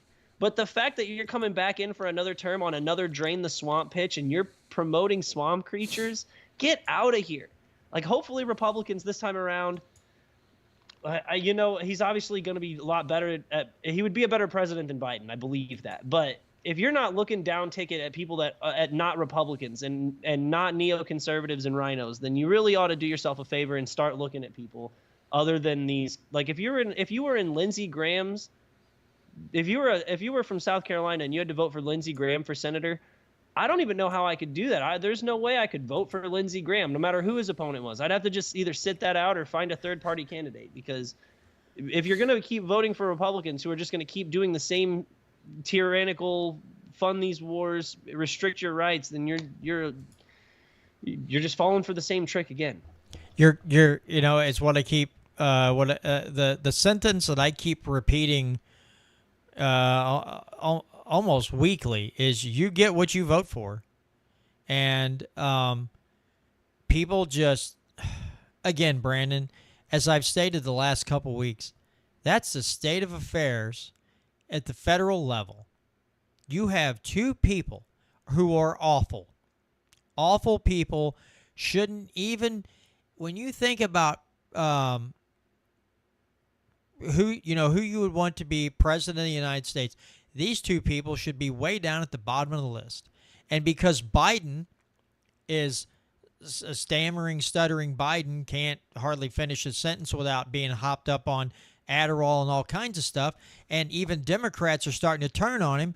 And the other option in the other major party is Donald Trump. And people will say, again, 2020, anybody but Trump. Now it seems to be turning to anybody but Biden. That tells you how awful these two parties are when they pick their presidential nominees. Is they are so polarizing and so awful that you will pick a slightly less smelly turd to replace the smellier turd that's in office now. And then once he gets in there, he stinks as bad or worse than the guy who was previously in there. That's how bad this is that people, again, conservatives are supposed to be, I should say conservatives. There are a lot of conservatives, but conservatives, so-called conservatives, are supposed to be anti-war. A smaller government, less taxation, less this, less that, more freedom. And they will blindly fall into the Trump cult. And he swears up and down that he's not gonna surround himself with people like he did last time. And he's already told Nikki Haley she could have a cabinet position. And now he's doing all these other things. And it's like, okay, so that goes to show that the people who are supporting Trump are not paying attention.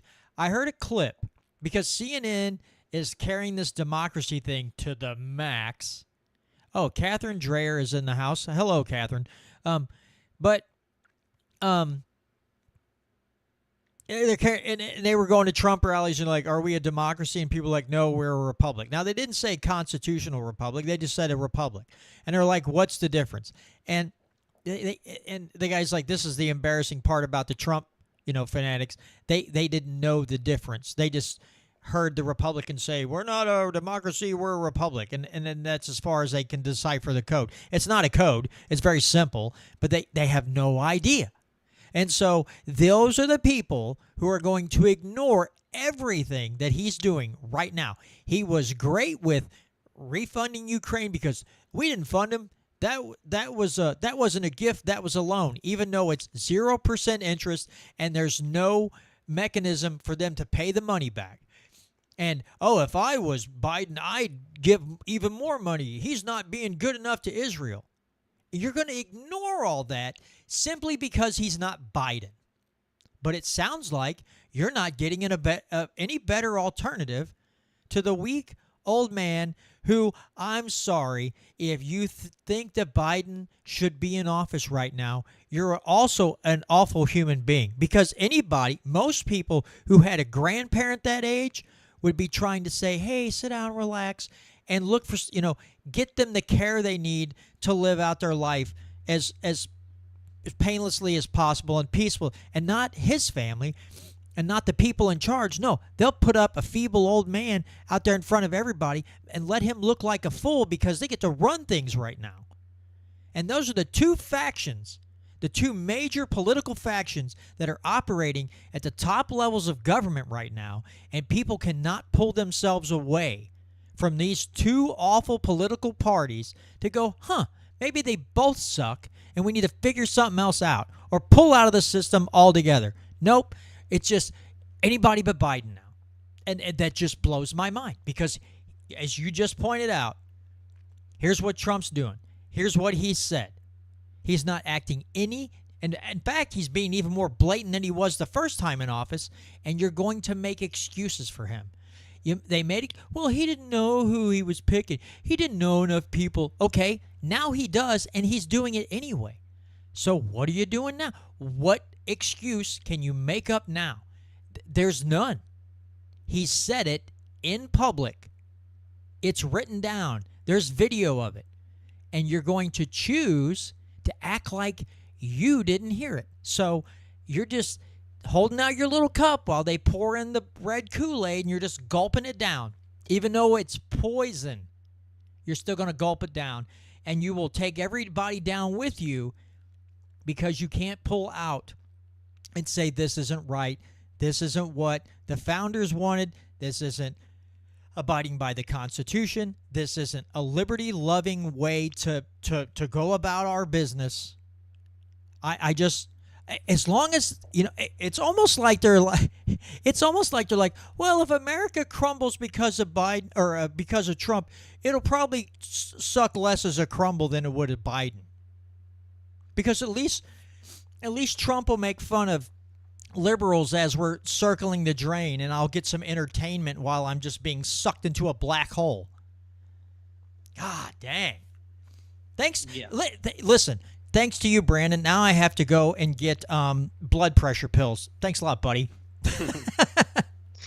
All right, do you want to kind of do like a lightning round on these last few topics? We'll just kind of knock them out kind of quick because it looks like if we're trying to stay under 2 hours, we're coming up on. So 20, as long as left. I don't, we're up on a minute or an hour and 30. So we have 29 minutes and some change left. If we go a full 2 hours, I just don't want to go over because when it plays on Wednesday, it cuts off after the 2 hours. Right. So right. I just wanted to. I've got like a few topics and they're not super important, not like the ones we've been talking about. So I figured we could just kind of what lightning else? round it a little bit. Well, do you want to let's talk about the Can we talk about the Michigan thing? Yeah, let me pull that up. Yeah, pull that up because we're just talking about elections, folks, and this is very, very interesting. So this is from the Mining Journal. Not sure where it's out of. It's an opinion column. I'm trying to figure out who wrote it. I'll find it in a second. So the title of the article is "Restricting Access to Recounts Threatens Election Integrity." Democrats are attempting to limit the ability to challenge election results in what amounts to an overreaction to rejection of the 2020 balloting by some Donald Trump supporters. Their efforts risk further eroding trust of Michigan's voters in the integrity of elections. Nothing that happened 4 years ago should be used as an excuse to eliminate valid checks and balances against the fraud and abuse of the electoral system. Legislation passed by the Senate in April and now pending in the House would narrow the parameters for ordering a recount of votes in a contested election and would raise the fees associated with the account. It would also increase the penalties for violating election laws governing recounts. So I guess I'll see if there's anything more specific. While you're looking, I know this is one of those, sometimes it's a taboo topic on YouTube, whatever, at this point, who freaking cares, honestly. But when you talk about election integrity, you talk about elections and how there's a lot of questions about the 2020 election, and then they are pushing this law, and they want to make fun of people who have lost faith in the electoral system, which I'm kind of one of those people who have lost some faith, that I think the integrity is not there, and I think we should go back to paper ballots and hand counting. That's my opinion. This does not give me any hope. Now, this is Michigan. This is not my state. But you watch. Michigan passes this will spread like wildfire to a lot of other liberal states. They'll pass the same thing. How dare you question our authority? How dare you? If again, the irony of the whole thing. If this government tells you that these elections were fair and everything was done right, then you should believe us. Yeah, because you've been so right on every freaking thing else that you've told us. So the important part that I'm reading now is that suspicion of fraud is not a valid reason for a recount. And that the legislation, this is from a Democrat from Detroit, quote, "The legislation makes clear that a recount is not an audit or an investigation." Then what is it? Oh, I accidentally muted my mic. What is it then? I guess they're saying that I guess they're trying to say that a recount is only to double check for literal counting errors, but it would be an audit. That is what an audit is. So that's a dumb statement to begin with, because even if you're doing it just to recount the numbers, that's an audit. I understand the point that they're trying to make, is that a recount would not be eligible, like wouldn't count for like an investigation to overturn an election. but it would if you knew there were fraudulent ballots. Like if you had an independent person reviewing the ballot signatures while they were recounting, that would be a valid reason to discount certain votes.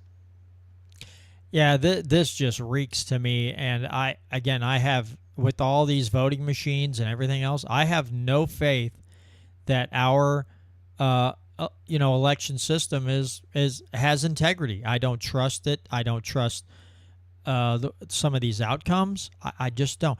After, was it 2004?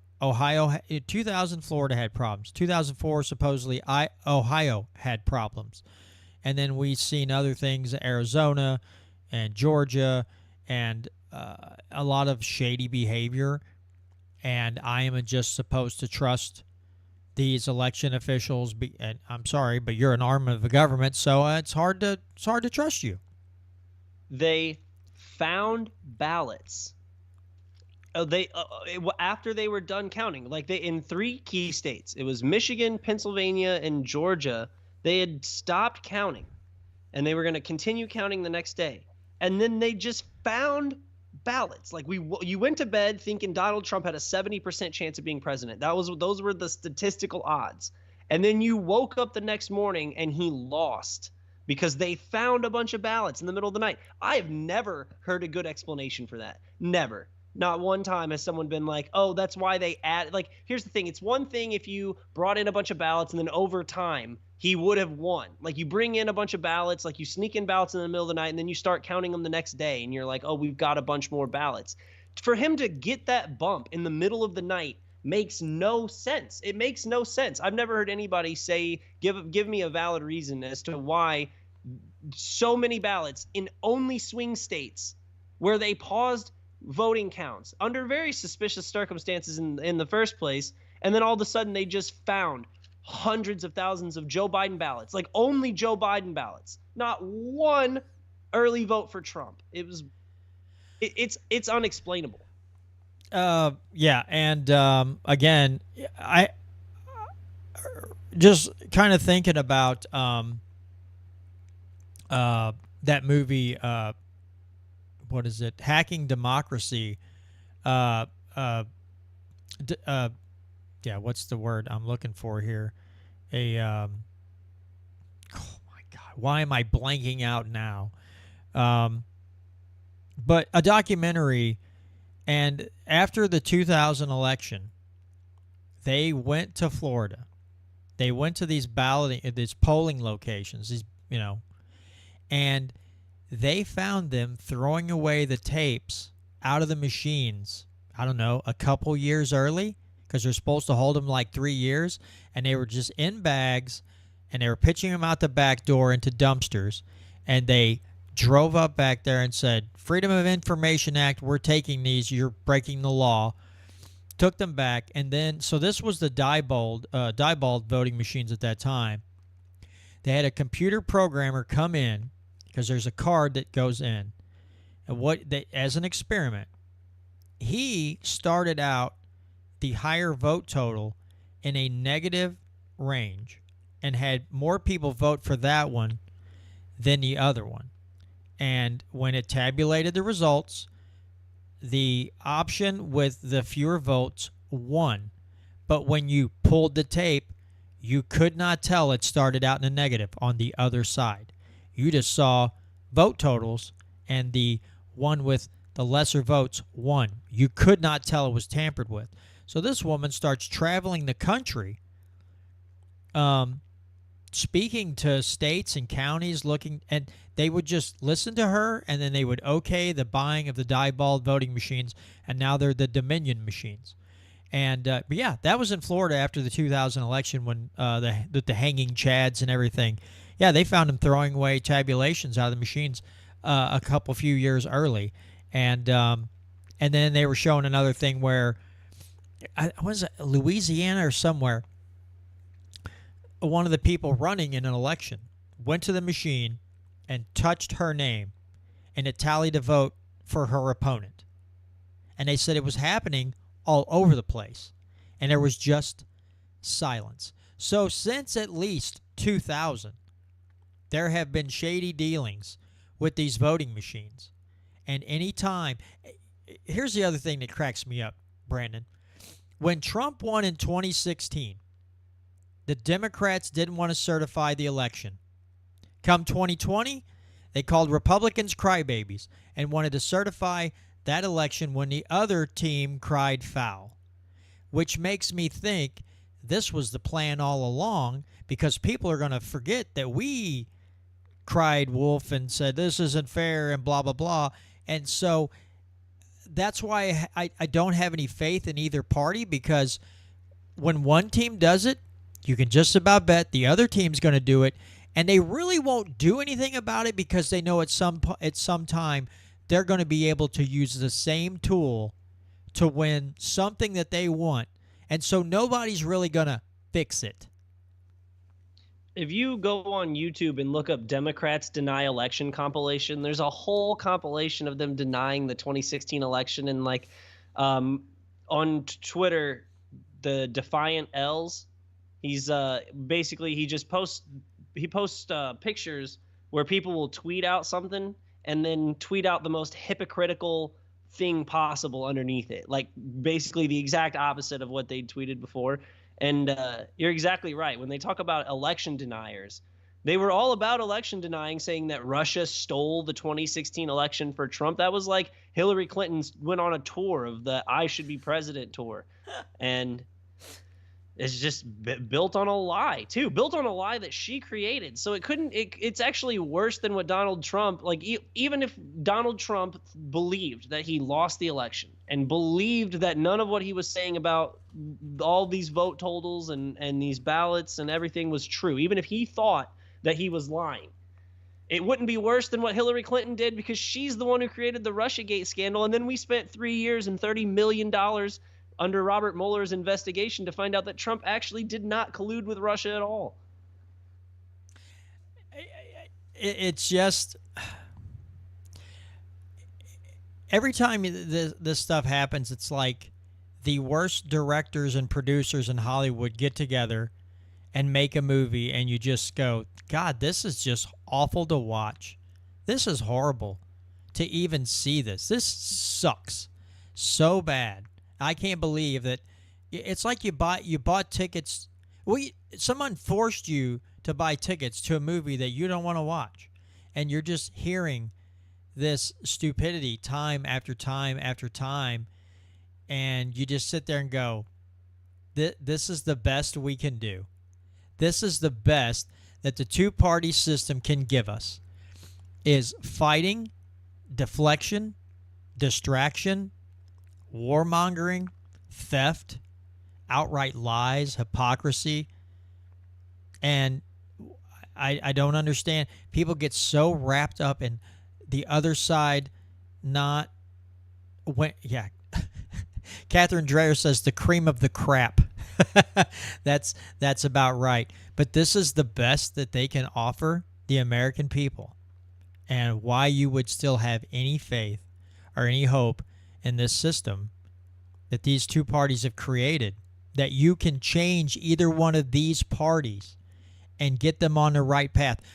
Let's talk local for a second, Brandon, since we're on this subject. We have Republican central committees in this state who want to vet their candidates.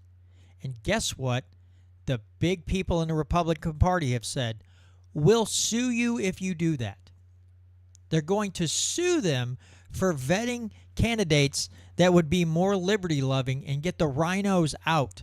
And they have been threatened with lawsuits if they vet. Wow.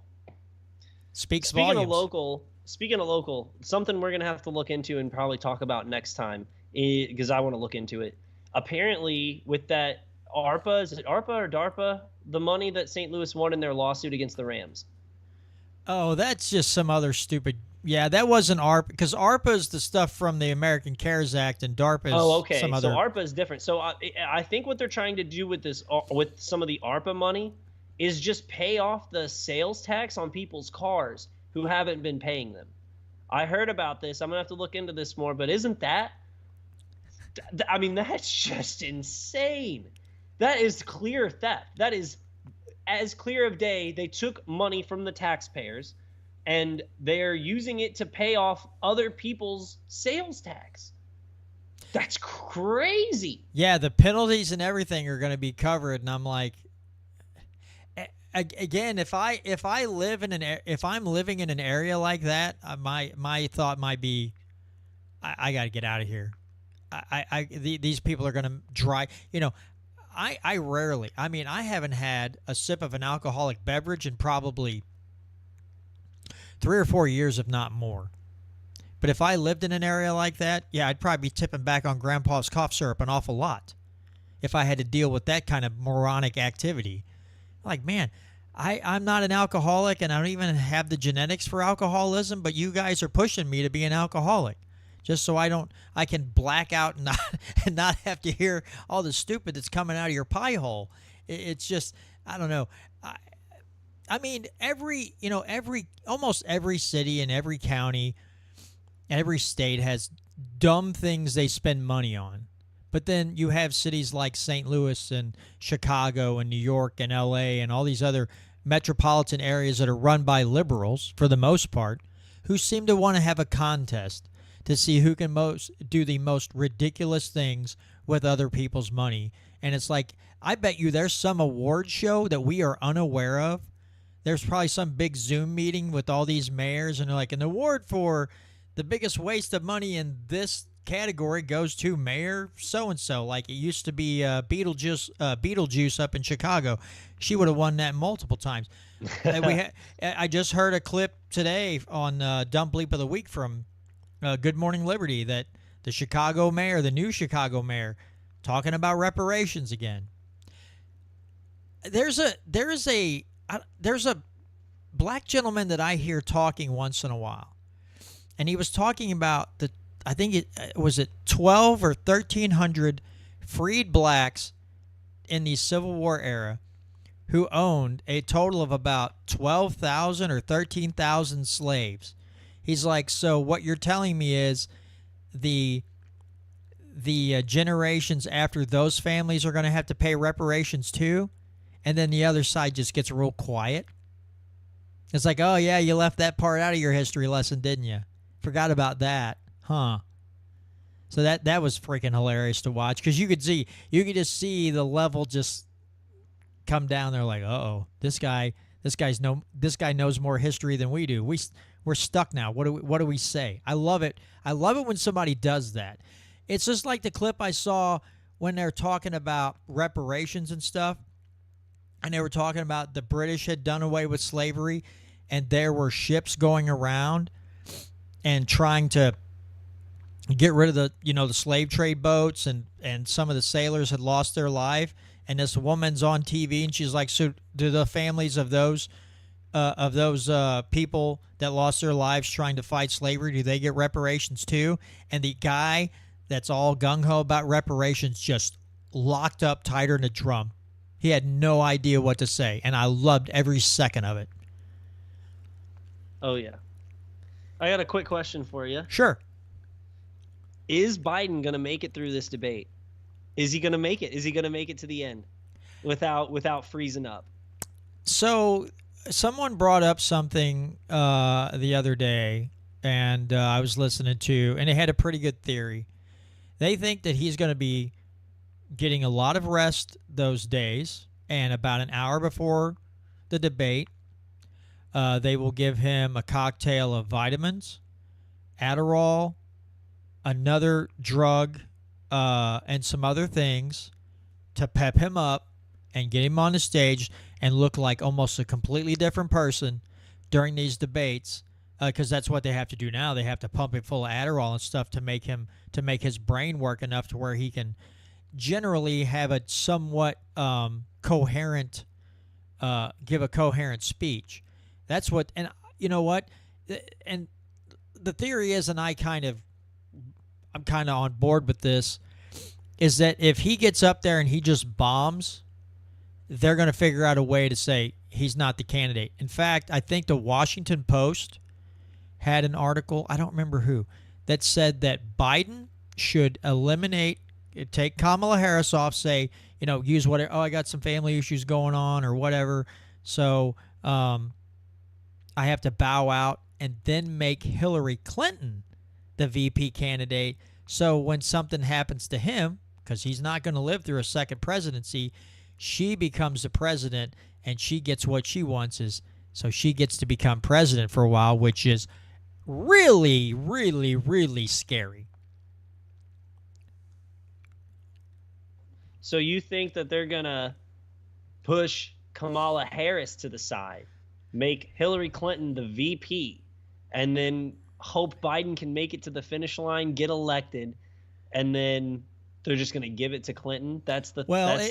Wait for him to pass away, and then she slides into the presidential role. With anything with Hillary Clinton getting more power, I do not put anything past any of those people to get her demonic butt into office. I think she already partly runs the show. I mean, I don't think she ever really stepped away from it. All you've got to do is fund the think tanks and be on the business side of it instead of the political side of it. Instead of being the pawn that collects the checks, you facilitate the checks, which is what she's always been doing anyway. It's clear by Biden's presidency that the president has no real – I mean, a president could have real power.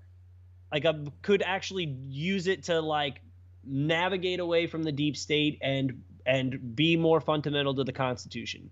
But it's clear that the president of the United States, you could get by without having one. Biden has made that perfectly clear, is that the position itself is useless. The establishment around it, like the cabinet and all of his senior advisors and all of his aides that make everything happen on a daily basis, I guess you need a president to have that level of around you, but a person itself, it's clear as day. Biden is not there. He's not the guy making these decisions. And so whether or not Hillary Clinton or someone else in the Democrat Party takes over his spot, it should be irrelevant to most people. It's either you want a Democrat in power, you want a Republican in power, or you hate both of them. Yeah, absolutely. Well, we got about any parting thoughts? We got about a little less than 8 minutes left, and we'll go ahead and end the show. Any last parting words for this week, Brandon? Yes. The U.S. Supreme Court upheld red flag laws. So if you get arrested or turned in for abuse, they can come and take your weapons. So in theory, your girlfriend could accuse you of abuse. They come and take your weapons, and then they could lock you up in a gulag because you have no way to defend yourself.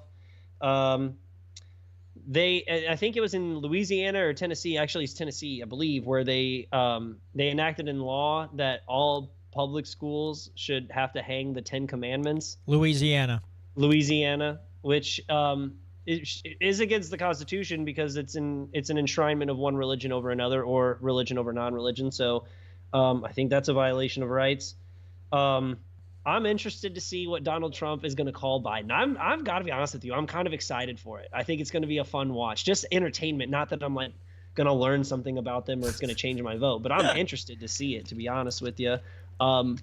Speaking of the Good Morning Liberty, I'm going to be on Good Morning Liberty next Thursday at 9 a.m. So check me out there for sure. And then on Monday of this past week that just happened, I was at the Franklin County Chambers candidate forum where I gave a 5-minute speech. I did see that.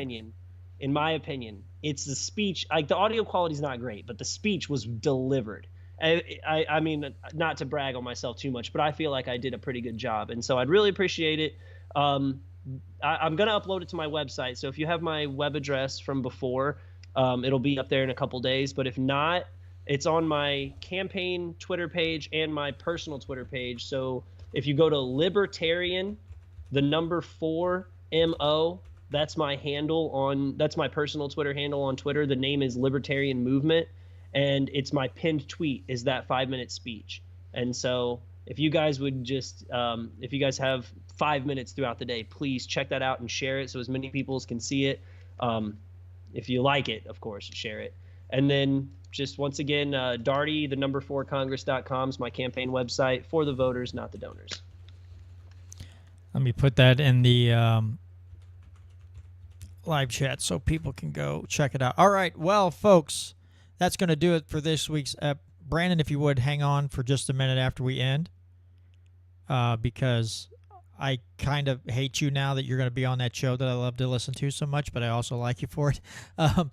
But for those of you out there in podcast land, YouTube, Rumble, and MO Liberty Radio, I greatly appreciate your continued support. If you're listening to this in podcast land, if you're watching this on YouTube or Rumble, make sure you give it a like. Feel free to share the show. I hope you're enjoying the content as we move forward. I just bought James Bovaard's book, Last Rites, and because I want to read it in its entirety, which is like 500 and something pages, I believe. Once it's done, I'm going to try very hard to get him on the show because he goes through everything from surveillance state to police dogs and everything else, and I'd really like to have him on at some point to discuss all those things. But again, thanks to all of those who continue to listen or watch. Brandon and I greatly appreciate your viewership and your listenership. And take care, everybody, and we'll see you all next week right here, 6:30, Friday night, on the Missouri Liberty Report.